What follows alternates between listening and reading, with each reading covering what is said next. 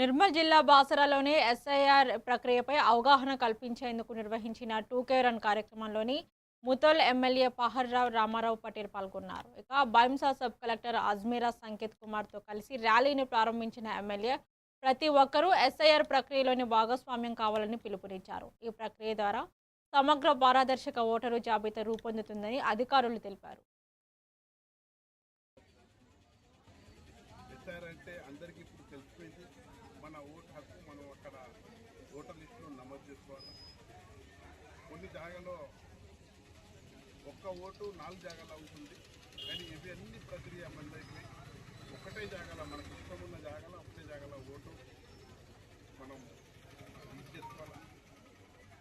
అదేవిధంగా కొందరు అపవాలు చెప్తున్నారు, మన ఓటు పోతుంది, ఈ రాజ్యాంగం ఎట్లా ఏమని. అటువంటి ఏం లేదు.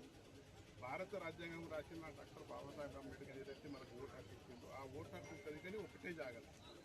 కొందరు ఎలక్షన్స్ రోజే వస్తారు, నా ఓటు లేదు సార్ ఎట్లా చేయాలని అంటారు. కానీ ఇవన్నీ ప్రక్రియ బంద్ కావాలా.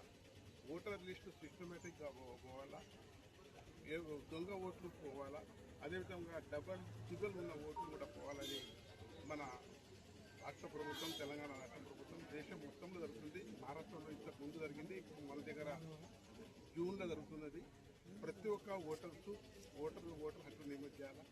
కొందరు మా కూడలు వచ్చింది, వాళ్ళు అక్కడ ఉన్నారు ఇక్కడ ఉన్నారు అంటే దానికి కూడా సిస్టమేటిక్గా ఓటర్ లిస్టులో పేరు ఉంటే వాళ్ళ తల్లిదండ్రులు ఇక్కడ ఓటర్ లిస్టులో నమోదు చేసుకుంటాం.